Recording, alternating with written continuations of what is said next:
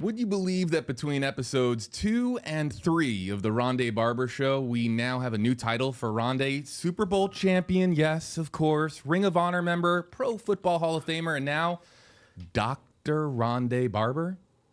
What are you a doctor of? I am a doctor, thanks to Florida Southern. Oh, man. Of humane studies.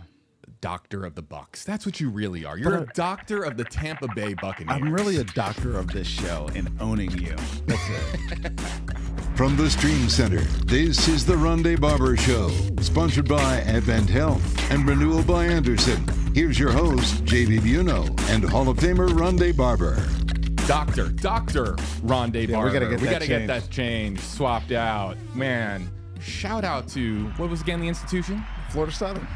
Who made Dr. Rondé Barber a part of the medical community. Right, whatever that means. If you can get a doctorate by writing a speech that you then deliver to 580 graduates, then that's what I am. Let's hear it, everybody. Let's be honest. I know nothing about being a doctor. Whoa. But I will have certain people call me that. Well, on this edition of the Rondé Barber Show, of course, sponsored by Advent Health, Renewal by Andersen, episode 3, we're going to ask Dr. Rondé Barber to diagnose. Let's start with the rookies. We finally get an opportunity, Rondé, to see the rookies in action in Bucs colors. Right. And just your initial take, before we get to some of the rookies that have really stood out to you so far and the ones that are really important, your take, and also, too, I just want to ask you just for fun, man. Do you remember being a rookie? Oh, I remember being a rookie, and it wasn't fun. Like nowadays, I think these kids are so much more prepared for walking into an NFL facility, the expectations that are on them. It's partly the hype, but it's partly their preparation. It's just way more detailed than it was when I was coming out 28 years ago. But the reality is, when I came in, I was clueless what was expected. We went to a camp just like these guys did a week ago. Rookie mini camp, and first time you get to see the new building, which was very unimpressive at Old One Buck Place next to the airport. Our woodshed, as it affectionately became known, with an outdoor weight room. I was like, can I go back to Virginia? Wow. This is not in the Florida heat. This is not professional football. It's obviously changed. They're in a beautiful facility over at the Advent Health Training Center now. But these guys are ready. So you come in and I've just watched the film. I didn't actually go out to practice and watch it. I was out of town. My daughter graduated, so I didn't get to see the rookie mini camp. I was up in Virginia at William and Mary. But they look primed. Like, you can already tell which guys are ready to go, and you could honestly say that about all of them. And they're already ready to compete. So to take you back to when I was a rookie, I wasn't ready to compete at this stage in the off season. And once training camp came along, it took me even longer. So, which was really, a slow off season led to a slow start to my career. But obviously, we made up for that. Yeah, you made up for it, of course. A Hall of Fame career for Dr. Rondé Barber. Rondé, how much of a difference is there, man? I mean, we see it. I think that's one of the most intriguing things about Hard Knocks. Yeah, is you get to see just what rookies experience when they're trying to make the team. But that gets me to this question: how big of a difference is there between a Bucs, let's say, early round draft pick and an undrafted free agent, to someone who's really just trying to make the team? Oh, right. That's yeah. You only how many got drafted this year? 400. I don't know what the total number was of draft picks. I should know that. I was at the draft. But the guys that are picked the top, there's a certain delineation, if you will, in terms of talent. And a lot of times where they end up going is like need based, because your team needs a receiver, for instance. You draft a guy that fits that position. But the reality is, the difference between, say, the middle of the first round, I know we've talked about this before, the middle of the first round and like the top of the third round are about the same player. It's just really then based on where they're slotted and what teams need that certain type of player. The blue chip guys are always top 10, top 15. You might get a steal, like if Lamar Jackson falls to 32 and you're the Baltimore Ravens and you're sitting on the clock saying, how's this guy still there? And you take him. But the reality is the cream is always at the top, which is why you get, most of your perennial Pro Bowl, All-Pro players that start showing up as rookies. They're always the guys that they're picked early in the draft. But you got plenty of time to prove yourself, tons of time to prove yourself.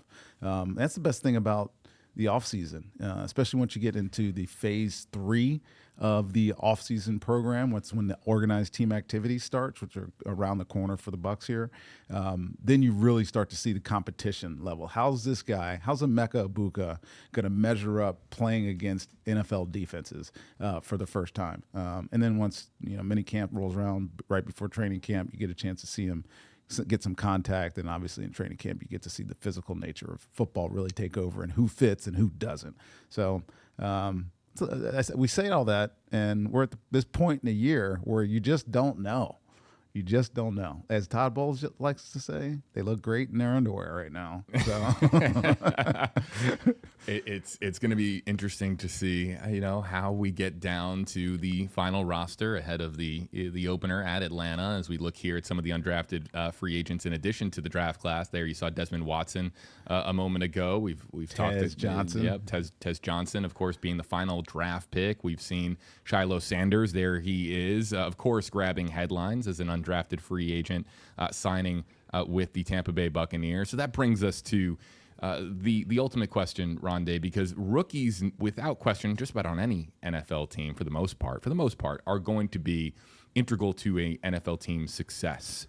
And the Eagles are a great example, really using the last couple of draft classes, those rookies, whether it be last season or the season before, really being important to the Eagles being a perennial contender. So the Buccaneers, with this draft class, I want you to highlight for us the Buccaneers. We'll go top 3 here. Top 3 Buccaneers rookies that you think are most vital to Tampa Bay's 2025 success. This is going to be a fun little exercise here, a little top 3 for us. And there actually might be 4 on this list. I'm going to pre-warn you here. JB. Cheating a little. Cheating a little bit. You'll You'll obviously understand why when I get to the point. But let's start with number 3. Let's start with our first pick of the draft, number 19th off the board, Emeka Egbuka. And you were saying, why is he number 3 for us? Well, obviously, we have Chris Godwin, who's coming back from injury, and Mike Evans is the perfect 1-2 combination in football. One guy's down the field threat. He's 1,000-yard receiver perennially. And then you have one of the best utility players in all of football in Chris Godwin, assuming he gets back to his level. And then you obviously have the rookie from last year. So Emeka, to me, he gets to ease into his role here. But that being said, you can't overlook what this guy did in college. Now, when I was going back and looking at him after we drafted him a couple weeks ago, I realized Marvin Harrison, Garrett Wilson, Chris Olave, and Jackson Smith and Jigba all were drafted top 20 out of Ohio State, and he played with all of them. Okay, he was mostly a slot guy, right? That's if you start categorizing where he's going to fit and how he's going to fit into this Bucs team.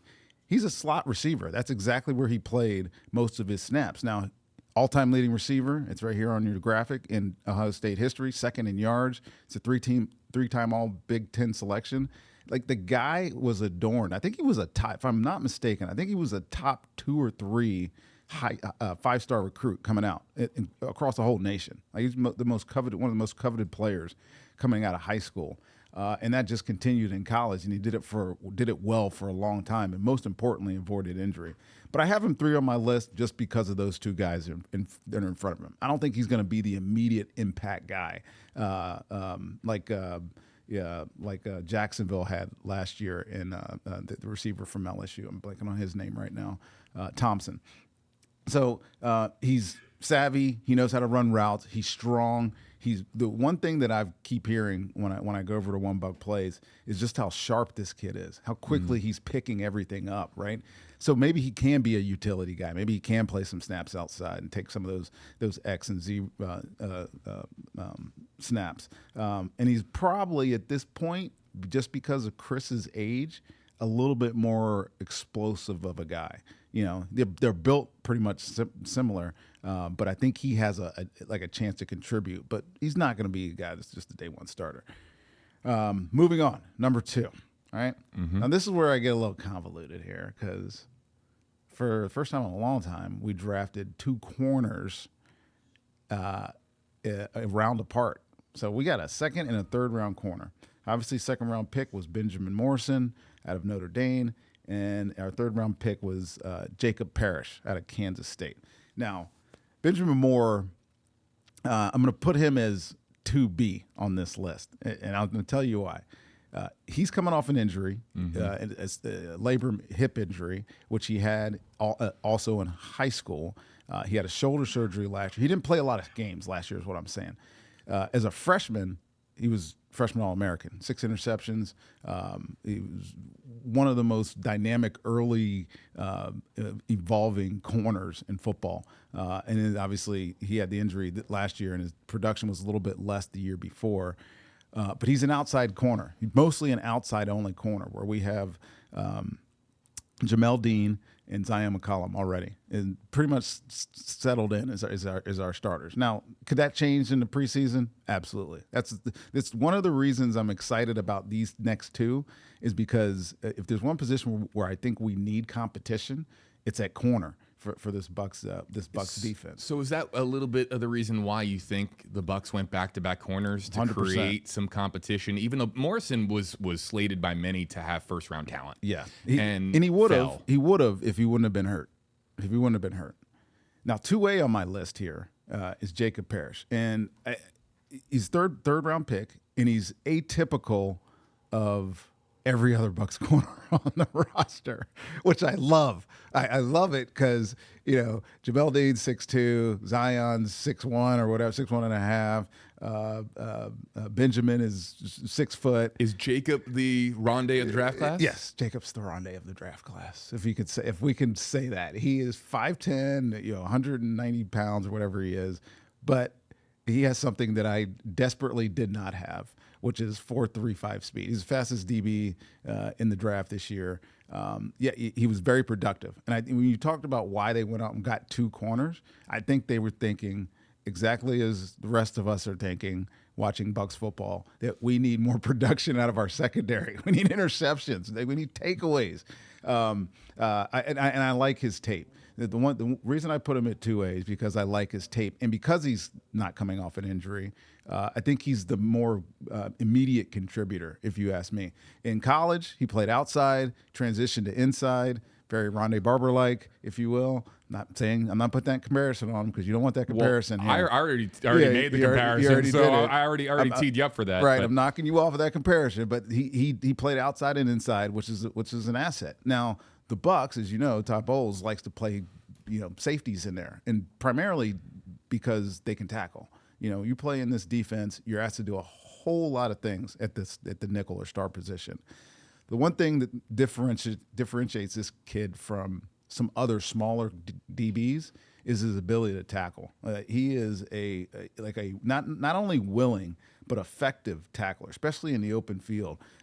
So he's I heard somebody describe him as short but not small, right? I was like, that's interesting. Yeah, that's a perfect description for this guy because he's a great open field tackler. Like, he's not scared to put his chest on people and bring big people to the ground. And I feel like his confidence, not only playing in pass coverage, but in run defense, makes this guy, I think, one of our really, really impactful early rookies. And I can't wait. Obviously, we're talking about in shorts and stickers on your helmet right now, like, just so people know what your name is. But you're hearing insight at One Buck Place. You're hearing some things. I'm creating some insight in there. I'm asking questions about.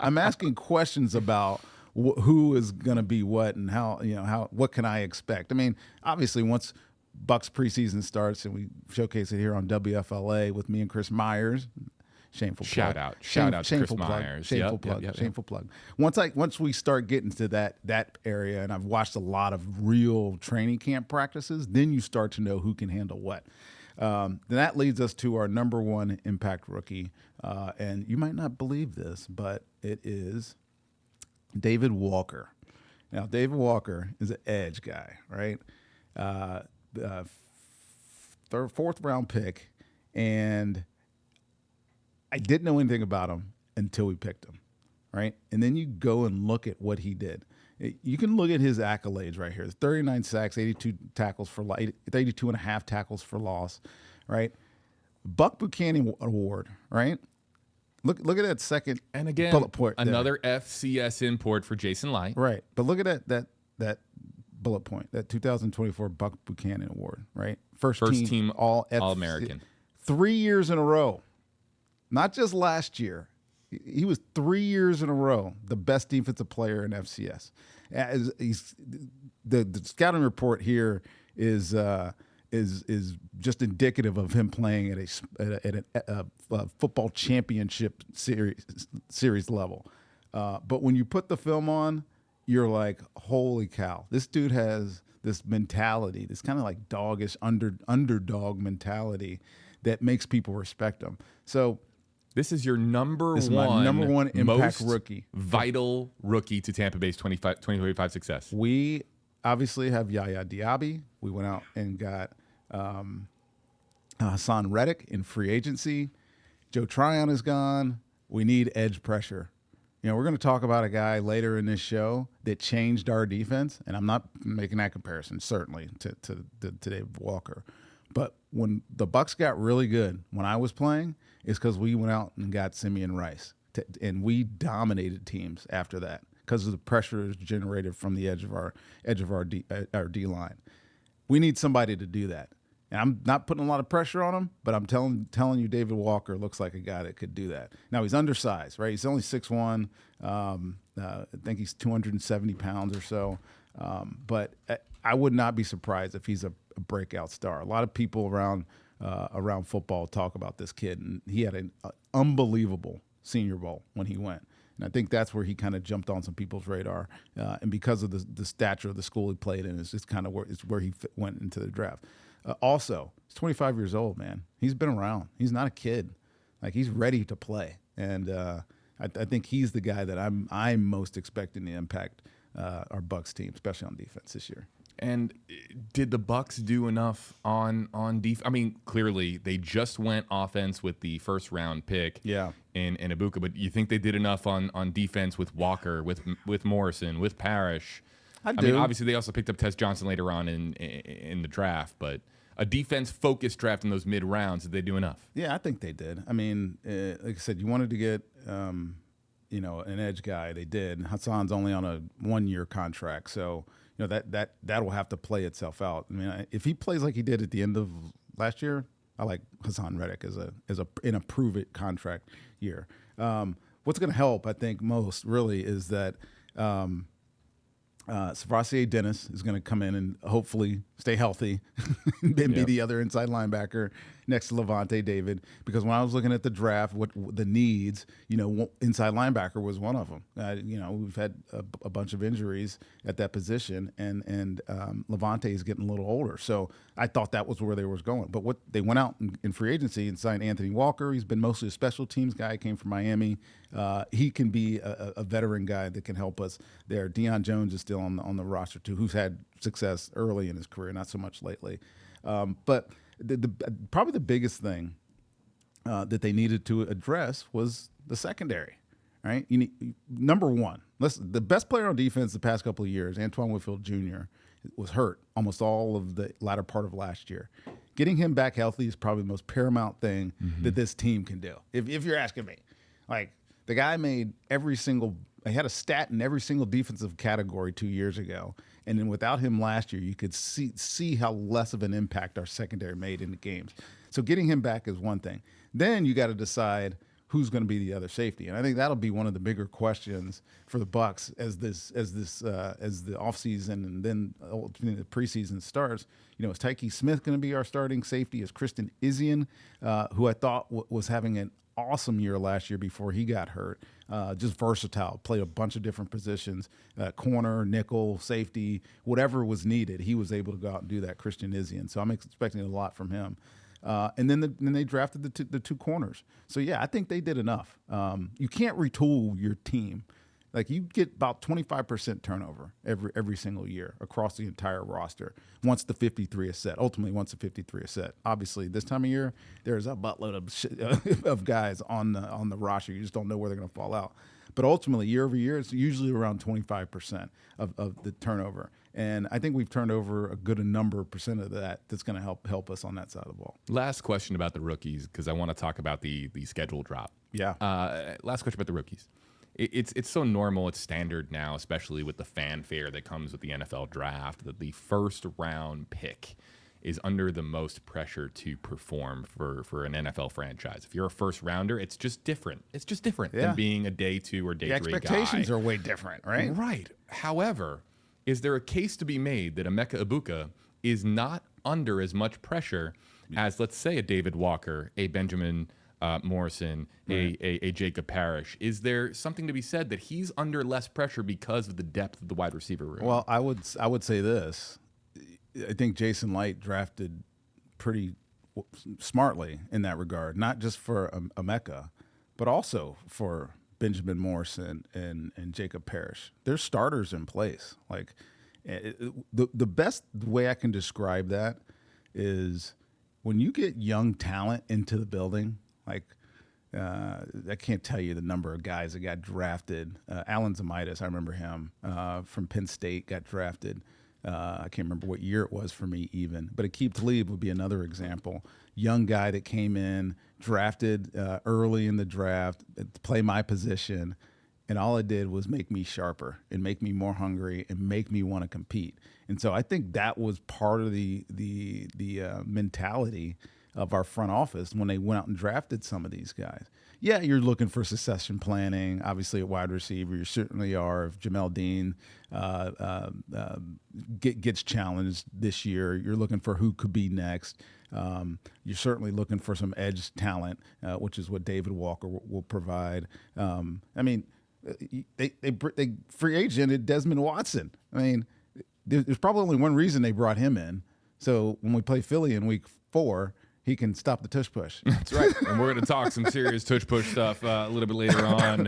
But I think they did a good job. I think they did a good job. And it does take some pressure off them when they're not expected to play right away. Yeah, that's probably one of the toughest things. And that's usually only, JB, when you get drafted to a bad team. The Bucs are not a bad team. Well, the Bucs have NFC South aspirations this year. And, of course, the league makes a big deal of the schedule drop, and fans go crazy for it because you can finally see dates. You can finally get an idea as to what the matchups are going to look like in a week to week. You get to see what your bye week is going to be. You know, Todd Bowles was in the Stream Center on our sister show, Rooted in Progress, in the last week. And when we asked him, Deanne King, the host of that program, and Terrence Middlebrooks, the co-host, asked Todd Bowles, what's the biggest deal about the schedule release, and Todd just laughs. He goes, look, we know the teams we're going to play. It was all about the bye week. And, of course, the Buccaneers have a week 9 bye. But as far as the schedule goes, Rondé, there's some games that are just carry a different energy, right? Yeah, absolutely. So your top matchups for the Bucs in the 2025-2026 season, let's hit them up. Well, what are they? This is I love this time of year. I think it's Howard Katz who has to put together these schedules. Is probably he probably has the toughest job in the world, because I think he also has to set like timing of networks and whether it's an afternoon game or a night game, and then obviously do the math on who you're going to play. It's a crazy job. It's a crazy. Obviously, you're playing 6 games against your division. Fine, yeah, Atlanta, Carolina, New Orleans. Great. We're going to NFC West this year in the AFC East. So my favorite matchups, we starting at 3, we starting at... Let's do it. What are we starting at? Garrett, start... What are we starting at week number 4. Let's start chronologically. There you go. Yep. Week number 4. This is, to me, the must-see matchup for the Bucs this year, and for the sole purpose that they're the Super Bowl champs. In order to be the champs, and everybody has aspirations to be Super Bowl champ. In order to be champs, you got to beat the champs, right? Now, the Eagles are a tough football team, man. Like they played great on defense, obviously in the Super Bowl, but all year long. I mean, everybody likes to talk about the numbers on offense, the explosive plays, yada, yada, yada. You win championships by playing great defense, and they play great defense. Now, this is the third season in a row, that the Bucs have played Philly in September at home. That is perfect for us because you got to bring these northeastern birds down here, come into the boiler. Oh yeah, you love Philly fans, and they love you. I want them to sweat it out. I can't wait. It's 1 o'clock. 1 o'clock, Philly fans. Get your butts on the east side of that stadium and put your dark green ass jerseys on and come have some fun. I can't wait to see y'all down here. Oh, that to me, this is one of the best games. We want a heat wave. During that week. It better not be overcast and cloudy. Nope. Day. I'm not expecting that. No, but they're really good. I think they returned so many of their players. Zach Braun, who should have been the defensive player of the year, the middle linebacker, is back, and they just we keep playing them, by the way. Just not to pat the Bucs on their back. We keep playing them, by the way, when we're not playing them in the division schedule, because we keep winning each other's divisions respectively. So much respect to Philly. All right, game number 2, Week 7, Monday Night Football. Our first Monday Night Football, second Monday Night Football game of the year. We played Monday night against Houston Week 2. Mm-hmm. Second Monday Night Football of the game, and again we're playing Detroit. So to me, this might be one of because it's at the perfect time in the season. It's 2 weeks before our bye. It's Monday Night Football. It's a team that has high expectations. They think they should be in the Super Bowl every year. I thought they were going to get to the Super Bowl last year, to be honest with you. I thought they were the best team in 2024, and yet we beat them.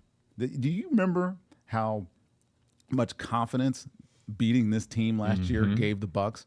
It was a season changer, right? Because you looked at the schedule early last year, and you're like, everybody does this. They do the math. Oh God, we're gonna be 1-0. Oh, we're gonna be 2-1. Oh man, then we got to play Detroit. Oh, we're losing that game, right? And then we win that game, right? They obviously had some struggles on defense for most parts of last year, but that dynamic offense has every single player back. Jahmyr Gibbs to me is like the scariest player in football at this point. I don't know why if anybody agrees with me, but when I see Jahmyr Gibbs, when I see 26 in blue or white with that Lions helmet on, get the ball, I'm like, oh God. I get Le'Veon Bell vibes. I just think the way that he carves out defenses, except quicker and faster. He's just quicker and faster and does it just better. The one caveat with this team, obviously, I think it's going to be a great year again for them because I like their head coach, but they did lose both their coordinators. Ben Johnson is in Chicago and Aaron Glenn is at the New York Jets. So yeah, that transition, if there is one, could be something that either stunts or I don't know, shoots up there. They're not going to be better on offense without Ben Johnson. I promise you, that guy is a genius. All right, last one. My favorite game of the year. Obviously, this is your favorite one. This is my favorite one. It's Week 11 at Buffalo. Now we played them Thursday night 2 years ago, and the score looked like lopsided for most of the game. I think it was a 9-point victory at the end of the day. But I remember the first half of that football game. We played Buffalo, and that was when Buffalo had Stephon Diggs, and Josh Allen was supposedly MVP, leading at that point, and we held our own. They didn't play great, but we held our own. It was a close game at halftime, and then obviously they came out and Josh Allen did what Josh Allen does, but.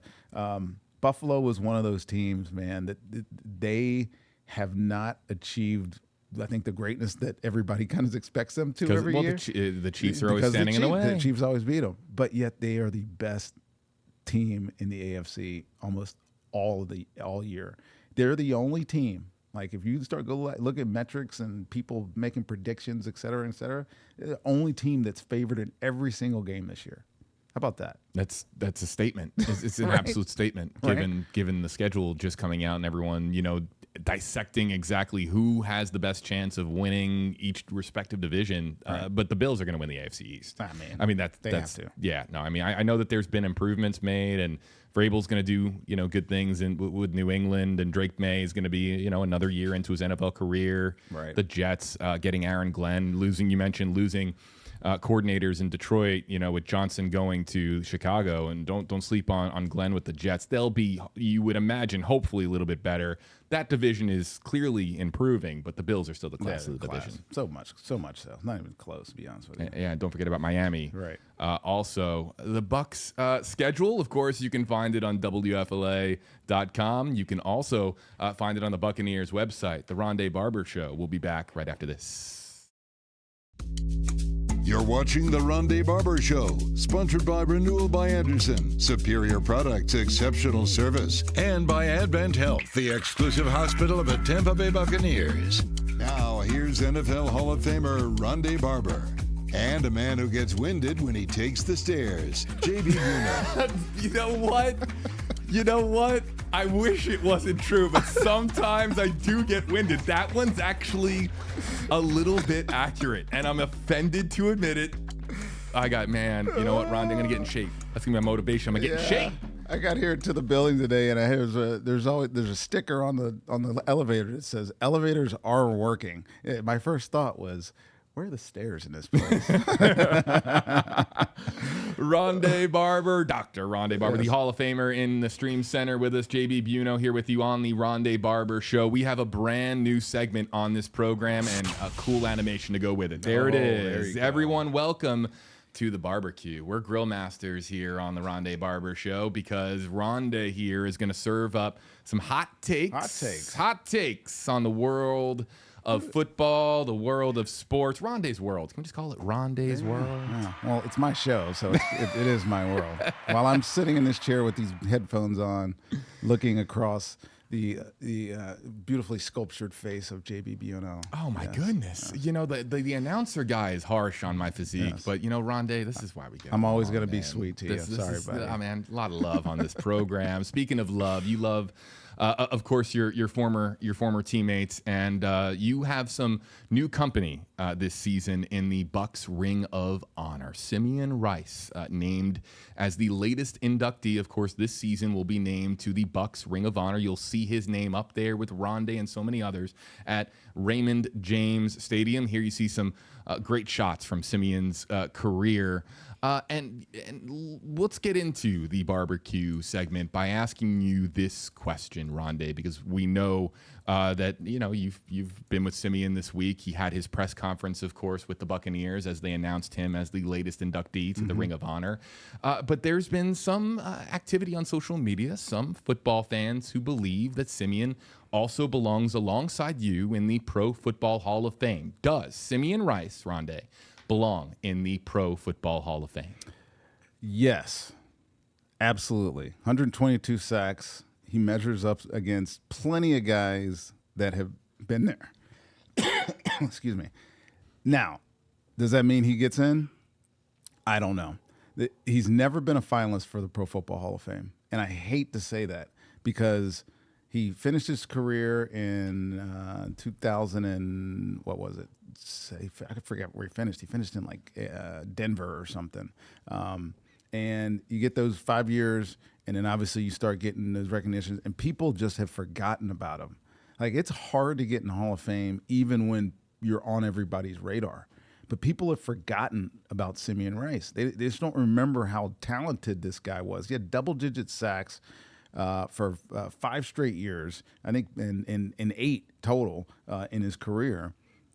And in order to be a Pro Football Hall of Famer, you need to have this uncompromising resume, and I don't think enough people realize that he does. I mean, he's unique, man. I mean, talk about him just as the player. I mean, 6'5", he's like he seemed like he was 6'11", but he was like 6'5", angular, just had this unique way of moving. You're just like, what is this guy's, vibe here? We used to call him Pimp.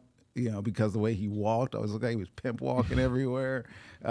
He changed schemes, man. People had to change the way they played us because you couldn't block him one-on-one. But to me, he deserves to be in that conversation. It's shocking that he really hasn't been over those years. So my take is he going to be a Hall of Famer? I sure as hell hope so, but I don't know. Deserving of the Ring of Honor, I would imagine. 100%. Resounding yes, right? 100%. I mean, if there was a guy that was not in that needed to be in, it was Simeon Rice. And I'll tell you why. I think it took him a little bit to get in here because he was elite, right? He was an elite pass rusher. He was consistent. He dominated. Like I said, he had 28 forced fumbles along with those 122 sacks. Man, those are game-changing type plays. But he was also somewhat in a queue behind me, John Lynch, Brooks, and Sapp. And, that conversation gets convoluted when you start talking about, these post-career accolades if you're talking about two guys from the same team. I felt that when me and John Lynch were both trying to get into the Pro Football Hall of Fame. It wasn't an easy conversation to have, because you're all of a sudden starting to saying, well, does John deserve to be in over Rondé? Does Rondé deserve to be in over John? Or both of them are going to get in? Are neither of them going to get in? And obviously, ultimately, we both got into the Pro Football Hall of Fame. But that conversation gets a little convoluted, especially from the presenter, who was Ira Kaufman in our market, trying to present both. Now, Ira's got a tough job with Simeon, but he gets enough backers behind him. His numbers speak for themselves, I think.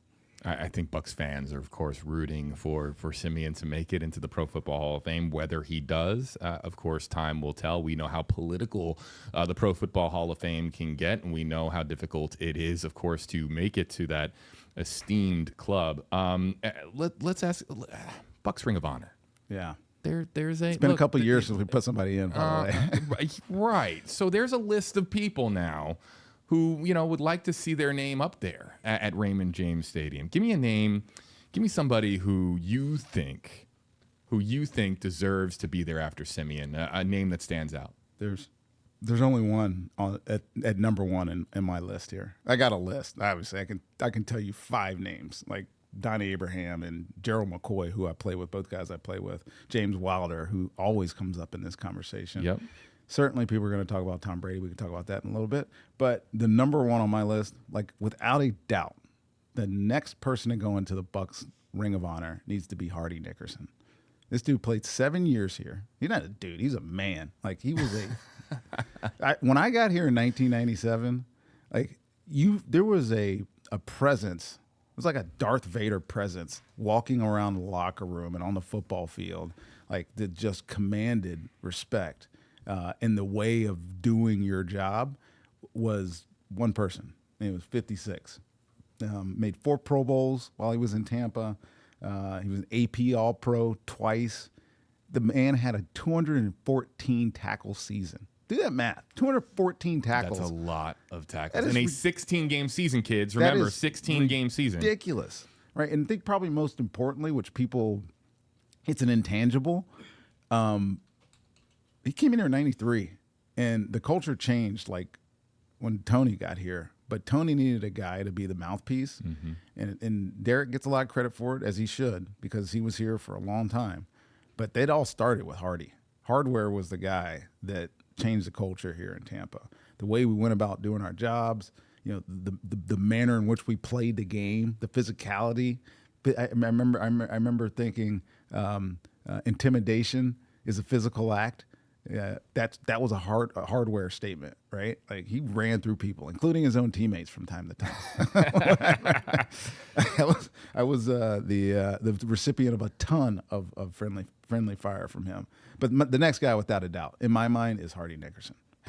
Pro Football Reference, you look up his stat sheet. He didn't really ever come close to that 214 tackles in the 1993 season. I mean, he had impressive numbers, of course, and a lot of these numbers really stand out. But 214 tackles in 1993 at his age 28 season, right. That would have been more than 13 tackles a game on average. That's crazy. Average. That record still stands, by the way, in Bucs history. We've had some pretty good linebackers come through here since. All right, because you mentioned it, and because I was maybe gonna mention it, Tom Brady. Yeah. Will he ever see the Ring of Honor? Because he did deliver a Super Bowl, and you look. So Tom Brady, Ring of Honor member alongside Rondé, Simeon, and maybe Hardy one day. Do you see it? You know what? It would look great up there. But here's my take.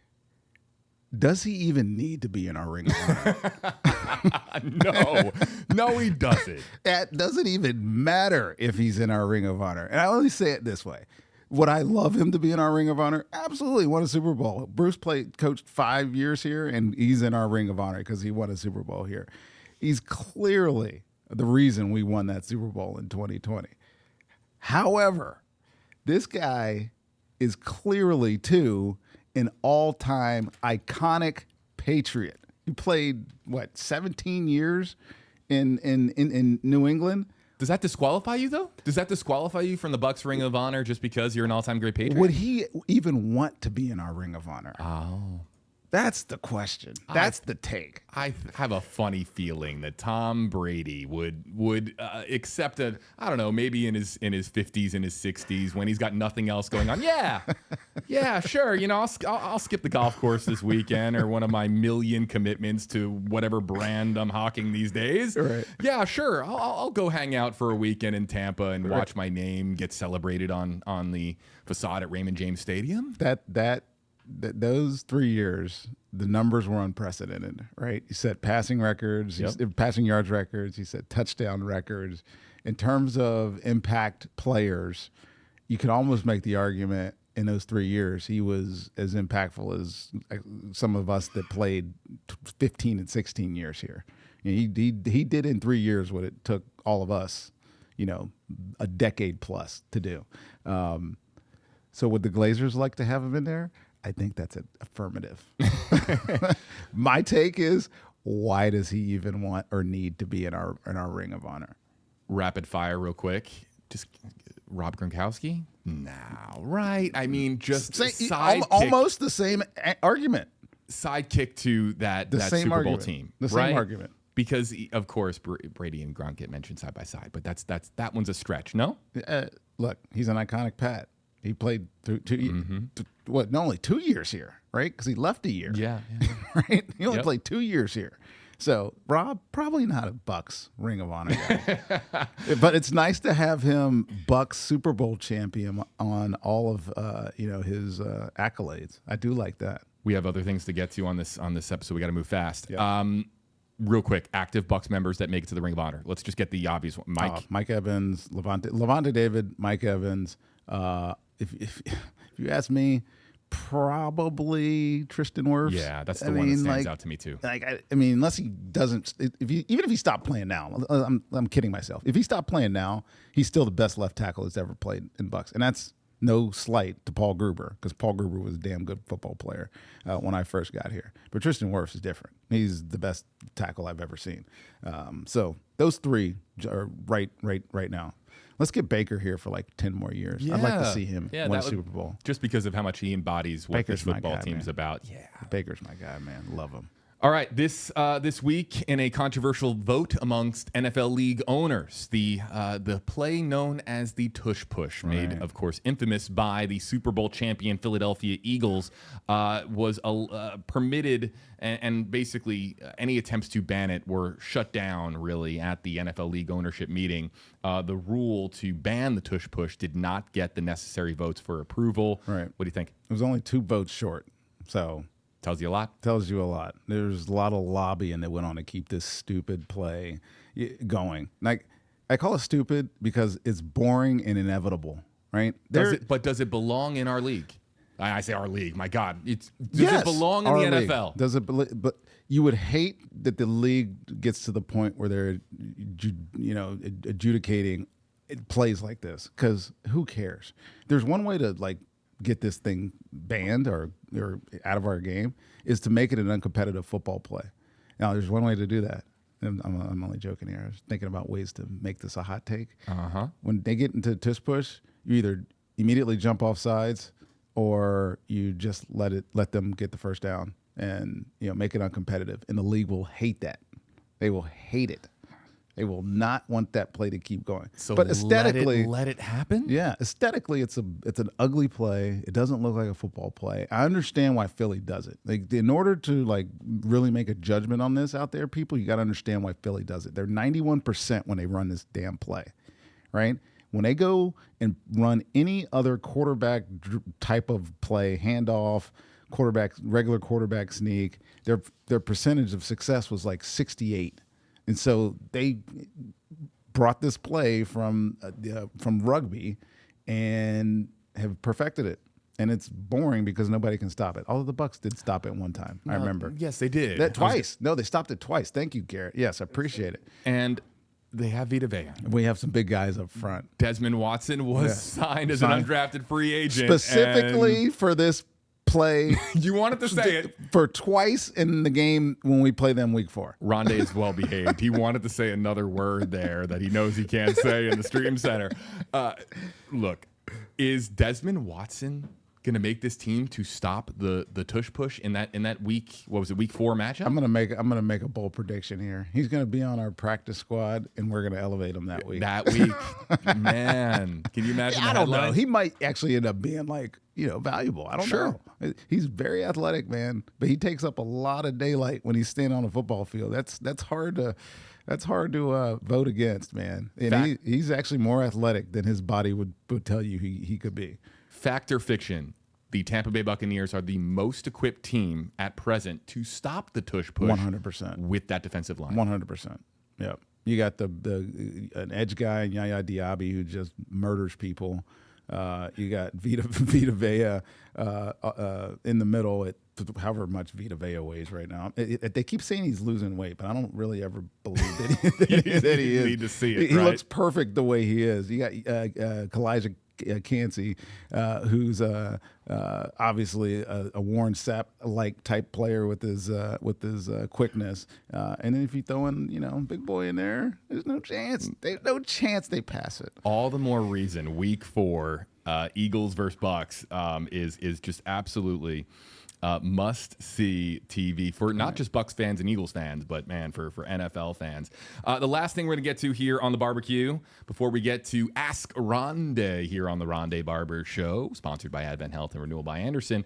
The NFL approving NFL players to compete in the 2028 Summer Olympics in Los Angeles to compete in flag football. First off, Rondé, before we start throwing some names out there, right.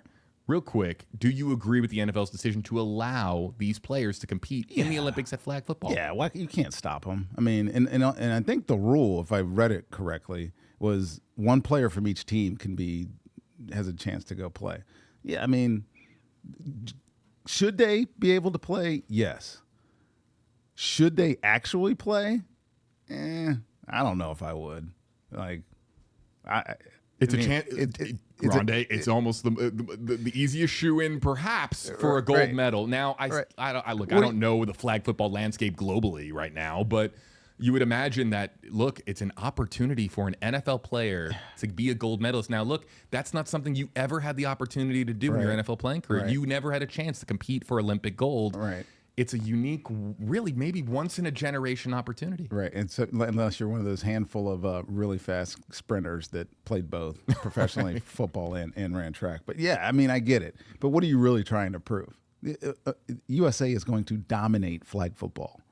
They are going to, especially if you put professional football players out. Like, imagine a Tyreek Hill getting passes from Lamar Jackson and Justin Jefferson, sprinting past the It's such a wide open game. And let me caveat this too by saying I have never seen a professional flag football game. I know there's a league out there, and the NFL is promoting and trying to help and think about partnering with professional flag football. It's a great way to grow the game, obviously internationally, that's shown. It's a great way for all levels and types of people to play when you're younger. But a professional football player playing flag football in the Olympics will probably give you a lot of entertainment value and not a lot of gratification. Would you, in your early 20s, you're the prime, or I'm sorry, not your early 20s, well, the early 2000s, in the early 2000s, the prime of Rondé Barber's career, would you have joined, if you had the invitation to be on the Team USA flag football team to compete for gold, would you have gone? It would be hard to say no. Ooh, right. Olympic gold would look cool in your house, man. It'd be hard to say no. It'd be hard to say no. But it'll be interesting to see who decides to play. Mike Evans said he would play, right? Yeah. He said he'd play if he was retired. So who throw out a buck that you would like to see A buck represent? Yeah. Who? Which one of our players? So flag football. What does it require? It requires open, short area quickness, like elusiveness. You got to have loose hips. You've seen how some of these agility move type of moves that they make. You got to have some speed. Quarterback. If there's a quarterback that's going to play in flag football, it's going to be Lamar Jackson. Sure, trust me, it's who it's going to be. But on our team, who's that? Who best describes that? Bucky Irving. Bucky Irving is a great pick. Look, He's elusive. Can't touch his flag. I'm going to throw this out there. I can't believe it. And maybe it's recency bias, but Tez Johnson might actually be really good at flag football. Yeah, you know what? That's probably. Can I change my pick? No. I'm gonna take this victory. The Rondé Barber Show will be back after this. It's time for you to Ask Rondé, sponsored by Advent Health and Renewal by Andersen.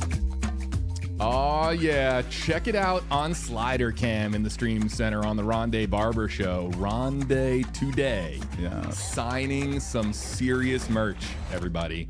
And yeah, it's not going home with me, even though I would like to bring it home. It's not even going to end up on eBay. That's going to end up, there's going to be an account. JB, it'll be spelled backwards or something. By the way, the other 4 sports joining the LA Olympics, baseball, softball, cricket, squash, and lacrosse. I'm going to be on the squash team. I'm an all-time great squash player. You just don't know that about me yet. I don't even know how to play the game. You're going to have to explain that one to me once this show is done.